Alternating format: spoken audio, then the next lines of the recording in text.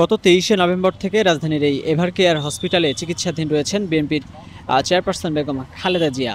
তার শারীরিক এই অবস্থা নিয়ে সারা দেশব্যাপী কিন্তু সাধারণ মানুষ এবং বিএনপির নেতাকর্মীদের মাঝে এক ধরনের আবেগ, উদ্বেগ এবং উৎকণ্ঠা কাজ করছে। তবে এসবের মাঝেই আলোচনা এবং মিশ্র প্রতিক্রিয়ার কেন্দ্রবিন্দুতে রয়েছেন তার ছেলে এবং বিএনপির ভারপ্রাপ্ত চেয়ারম্যান তারেক রহমানের দেশে ফেরা নিয়ে। মায়ের এমন অসুস্থতাজনিত সমস্যায়ও তিনি দেশে ফিরছেন না, তো তিনি দেশে কবে ফিরবেন কিংবা তিনি দেশে কেন ফিরতে পারছেন, এ ধরনের নানা ধরনের আলোচনা সমালোচনা কিন্তু চলছে বিভিন্ন মহলে।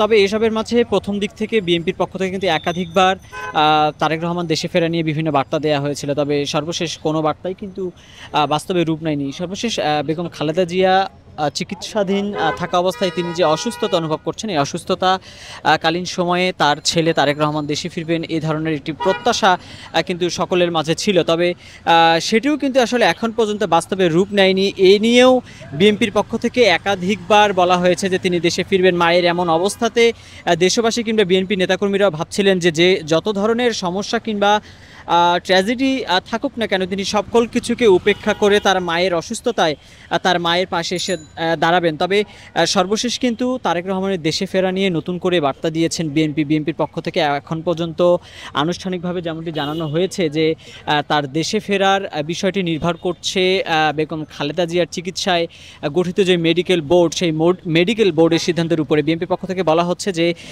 তার যেই শারীরিক অবস্থা বর্তমানে রয়েছে বেগম খালেদা জিয়ার, তার এই উন্নত চিকিৎসায় কিন্তু একটি মেডিকেল বোর্ড গঠন করা হয়েছে এবং সেখানে কিন্তু বিদেশি চিকিৎসকদেরকে আমন্ত্রণ জানানো হয়েছে এবং ইতিমধ্যেই চীন এবং যুক্তরাজ্যের যেই চিকিৎসক প্রতিনিধি দল তারা কিন্তু এভারকেয়ার হসপিটালে এসেছেন এবং বেগম খালেদা জিয়ার চিকিৎসায় গঠিত যে মেডিকেল বোর্ড তাদের সাথে সমন্বয় করে কিন্তু চিকিৎসা প্রদান করছেন। এবং বিএনপির পক্ষ থেকে বলা হচ্ছে যে বেগম খালেদা জিয়ার যে শারীরিক বর্তমান অবস্থা রয়েছে সেটির উপর ভিত্তি করে তাকে বিদেশে নেওয়া যাবে কিনা বা তাকে বিদেশে নেওয়া হতে পারে কিনা সেই সিদ্ধান্ত দিবে মেডিকেল বোর্ড। এবং যদি বিদেশে নেয়ার প্রয়োজন পড়ে তবে সেটি কোন দেশে, কাছের কোনো দেশ হলে সেটি সিঙ্গাপুর কিংবা দূরে কোথাও হলে লন্ডনে নেওয়া হতে পারে, এমনটি কিন্তু বিএনপির পক্ষ থেকে বলা হয়েছে। এবং বিএনপির পক্ষ থেকে তারেক রহমানের ফেরা নিয়ে যে বার্তাটি এখন পর্যন্ত সর্বশেষ জানানো হয়েছে, বিএনপির মহাসচিব মির্জা ফখরুল ইসলাম আলমগীরও এমন একটি ইঙ্গিত কিন্তু দিয়েছিলেন গণমাধ্যমকে গত মঙ্গলবারে। তিনি বলেছেন যে যদি বেগম খালেদা জিয়াকে মেডিকেল বোর্ডের সিদ্ধান্ত অনুযায়ী বিদেশের কোনো দেশে, সেটি সিঙ্গাপুর কিংবা লন্ডন কিংবা অন্য কোনো দেশে যদি হয়,